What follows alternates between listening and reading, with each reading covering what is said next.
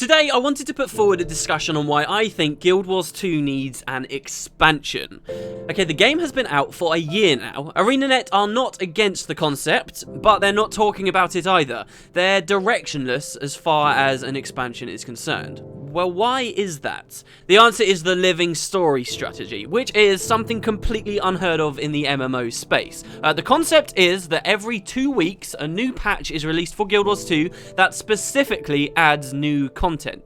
And we're not talking about small balance tweaks and bug fixes like you see in most MMOs. We're talking what would be considered a major content release for other games. Perhaps you'd get 3 or 4 of these releases a year for other MMOs. And Guild Wars 2 is pumping them out every 14 days. Okay, these patches have been getting better and better as time's gone along. They are more expansive, more polished, and more varied as the months tick by. Okay, ArenaNet, who are a company that was already from Guild Wars 1 times built to push out content quickly. Years ago, before Guild Wars 2, with Guild Wars 1, they were already pumping out boxed expansions for that game every 6 months. This company has grown massively in size and completely restructured their development cycle, all in the name of achieving this living world strategy to make these patches a reality.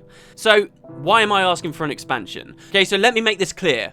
The living story absolutely can produce content of the quantity and of the caliber that you would expect from an expansion release. They can do that with the living story. We can have new zones, new races, new cities, worlds even, weapons, classes, game types, everything just through the living world, right? They are so exhaustive and expansive with these patches, and there are so many of them. We can easily have an expansion's worth of content through the living world alone, okay? It is perfectly conceivable that Guild Wars 2 doesn't need an expansion. The living story can modularly expand the world on its own. There are 2 distinct benefits even for this to the player, okay? First of all, there's no waiting around during protracted development times as the devs make more and more content, but they hold it behind closed doors and then eventually it's all released at once. We don't have to deal with that. We get a new patch every 2 weeks.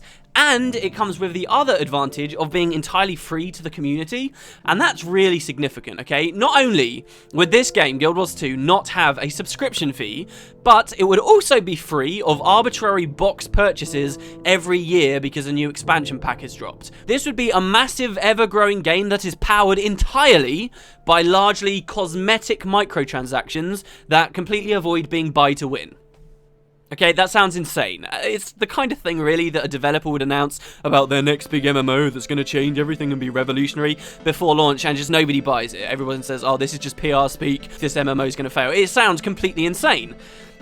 But it's true. We're a year from release of Guild Wars 2 now, and the entire year they have not added any significant pay-to-win stuff. The use of the cash shop has remained something entirely optional, and the greater part of this year, we've been seeing the living story getting better and better and better. So again, I ask, what's the problem? Why do we need an expansion? Okay, the first problem with the living story, as great as this all sounds, is that people do not know what the living story has been doing. Okay, let's look at your typical MMO gamer. He hears that Guild Wars 2 is getting bi-weekly patches. That person already has a pretty solid and well-reasoned understanding of what a patch is. Okay, so your general player, it's server maintenance, it's client optimization, it's maybe a few new options, it's a UI tweak here and there, skill and trait changes, or maybe if they're really lucky, it's an additional quest or 2, worthy maybe of an hour or so's playtime. A patch, especially a patch that is just one of many bi-weekly releases being thrown out, is not enough to get the ex-Guild Wars 2 player or totally new Guild Wars 2 player with no guild, no community, no nothing left to reinstall the game and start playing it again. This is made worse by the fact that the living story had a pretty rocky start earlier this year. I still personally see online now, upon being asked what's going on with Guild Wars 2, people will respond by saying, oh, it's putting out a lot of patches, but it's just fetch quests and building fences and stuff. And that gives people the completely wrong impression, but it doesn't matter. The damage is already done. That understanding of what the living story is so far from what it's become in recent months, but it's stuck with people now. It's very easy to be untrusting of something that claims to be this good. And now the damage has been done.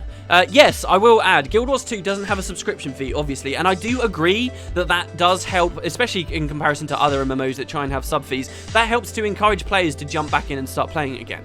But MMOs are really large undertakings, okay? I think on a very real level, most people are wary of just installing an MMO, right, for this bi-weekly patch.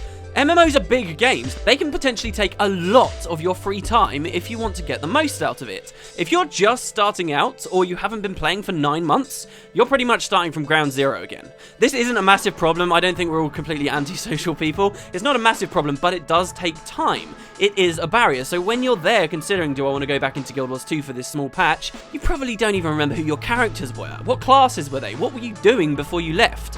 Do you even care anymore? Should you care about what you were doing before you left? Was it important? And then you notice, oh, since I've been away, there's been tons of balance patches. So maybe now my build is completely useful. Well, do I want to make a new build, or do I want to look online to find a new one?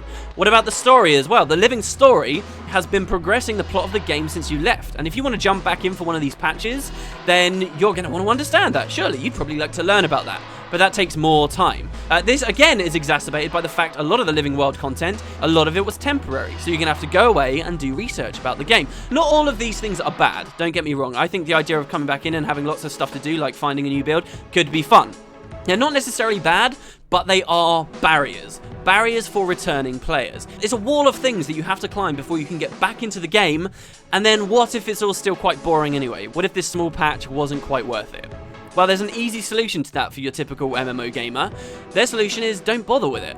Wait for something bigger to come along. Most people won't say that they've put Guild Wars 2 down for good, but they're just waiting for the next good thing to come into the game, the next significant patch, and then they'll pick it back up. But here we have ArenaNet basically saying that may never happen. And this is why I feel like an expansion is so important for Guild Wars 2, okay? Typical MMO players don't know how potent the living story is. True. But these people do know what an expansion is. An expansion would be something substantive, something feature-loaded, okay? Held off and then released in one big go. Is that something bigger that people are waiting for? An expansion 2 is way more marketable as well, and I feel this is really important. Right, picture this headline. ArenaNet announces Guild Wars 2 expansion, the Cloak of Janthir, right? That drops and it makes a big splash. And then compare that to this headline, next bi-weekly patch features new area north of Kryta. Now, the Living Story patch might be adding the same general kind of stuff, but it's not going to excite people. There is some debate in the community right now as to whether these constant small updates, which will be marketed, they will be marketed, they'll hit a small circle of MMO-specific news sites, right? There is some debate as to whether these constant small updates are perhaps more effective than the big spike widespread marketing you would see if you announced an expansion. And I understand the argument, but the more I think about this, the more I disagree. If a player wasn't enticed by the 1st July update, will they really be that much more excited by the 2nd September update?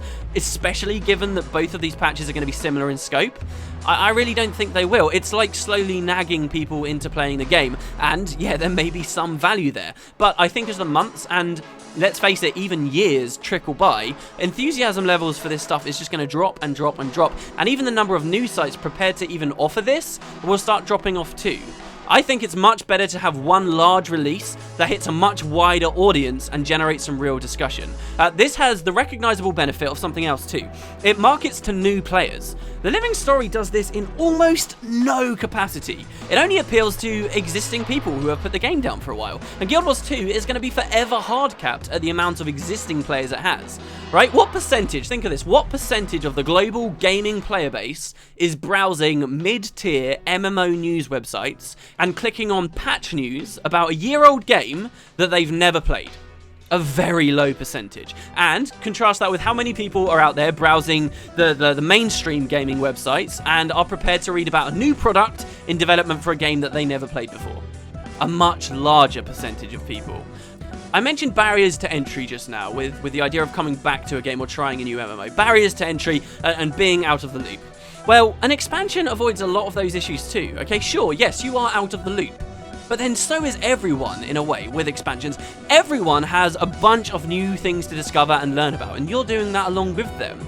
There may even, with expansions, this isn't exclusive to expansions, they could do it with the Living Story too, but if they're feature loading with an expansion, there may even be a new race available as that expansion drops. That allows you, the out-of-the-loop player, to comfortably reset your progress. You get to play a new race in lots of new content, but go through the leveling again and remember everything that was happening. And the story, yes, again, you may be out of the loop, you may wish to read up on it, but it's not hours worth of research to catch up on the story that is only then going to pay off for one story mission or two from that patch. It's actually a lot more than that. You get to enjoy the full story while it's fresh in your mind of an entire expansion. These time sinks, these barriers we're talking about, if you're in the expansion model, quickly pay off in a really big way, rather than feeling like a waste, rather than feeling like I've spent 3 hours today trying to reinform myself everything about Guild Wars 2 so that I can play today's patch, and then I'm done in an hour. With an expansion, you spend 3 hours and then maybe you play for 10 hours straight and you're loving it the whole way. There is very little I can say to the detriment of the traditional expansion model as far as Guild Wars 2 is concerned. Yes, it would mean that we, the player, may have to spend some money on the next box, but I really don't mind that. And I think if you put a monetary value on these feature-loaded expansions, it helps to give it more legitimacy to a larger gaming audience.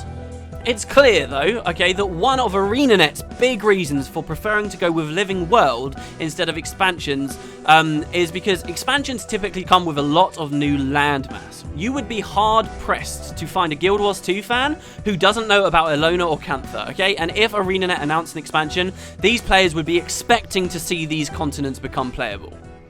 But this spreads the player base out. It creates sort of a ghost town effect in many areas, and ArenaNet believe, and quite rightly so I must say, that this can lead to the death of an MMO.